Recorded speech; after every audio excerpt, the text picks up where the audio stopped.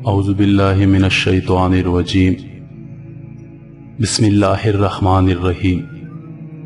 تمام سننے اور دیکھنے والوں کو السلام علیکم۔ آپ دیکھ رہے ہیں روحیل وائس چینل۔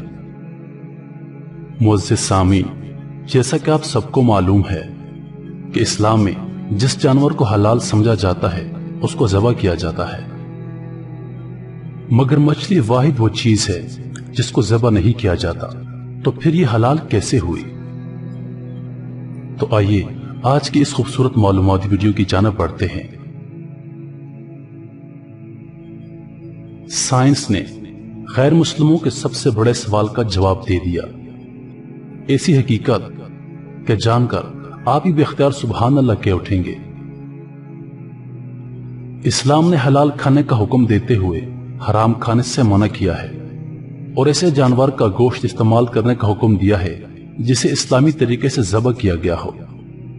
غیر مسلم نہ صرف حرام گوشت استعمال کرتے ہیں بلکہ اسلام کے اس حکم سے متعلق مچھلی کی مثال پیش کرتے ہیں۔ یہ سوال بھی اٹھاتے ہیں کہ اسے ذبح نہیں کیا جاتا تو پھر یہ حلال کیسے ہو گئی؟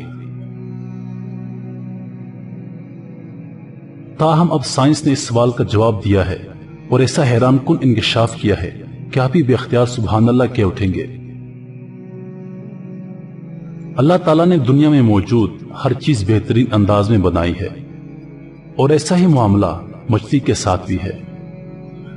مچھلی جیسا ہی پانی سے باہر آتی ہے تو اس کے جسم میں موجود تمام خون فوراً اپنا راستہ بدل لیتا ہے، اور مچھلی کے منہ میں واقع ایپیگلوٹس میں جمع ہونا شروع ہو جاتا ہے۔ مچھلی کے پانی سے نکلنے کے کچھ ہی دیر بعد اس کے جسم میں موجود خون کا ایک ایک قطرہ ایپیگلوٹس میں جمع ہو کر باقی گوشت کو خون سے پاک کر کے اس کا گوشت خالص اور حلال کر دیتا ہے۔ یہی وجہ ہے کہ مچھلی کو ذبح کرنے کی ضرورت باقی نہیں رہتی، اور جس دوران مچھلی کا گوشت بنایا جاتا ہے تو ایپیگلوٹس بھی نکال دیا جاتا ہے۔ اسلام میں حلال کرنے کا مقصد جانور کے جسم سے خون کا مکمل اخراج اور گوشت کو خون سے پاک کرنا ہوتا ہے۔ یہی نہیں، سائنس نے اسلام کے حلال کھانے کے حکم کے پیچھے چھپی حقیقت بھی آشکار کی ہے، جس کے باعث غیر مسلمی حق کا بقا رہ گئے ہیں۔ کیونکہ جب کسی جانور کو ذبح کیا جاتا ہے تو اس کے دل اور دماغ کا رابطہ ختم نہیں ہوتا، اور دل جانور کی وریدوں اور شریانوں میں موجود تمام خون کے باہر نکلنے تک دھڑکتا رہتا ہے، اور اس طرح اس کا گوشت خون سے پاک اور حلال ہو جاتا ہے۔ دوسری جانب جب کسی جانور کو غیر اسلامی طریقے یعنی جھٹکے وغیرہ کے ذریعے ہلاک کیا جاتا ہے تو اس کا دل بھی فوراً دھڑکنا بند کر دیتا ہے، اور یوں جسم سے خون کا اخراج نہیں ہو پاتا۔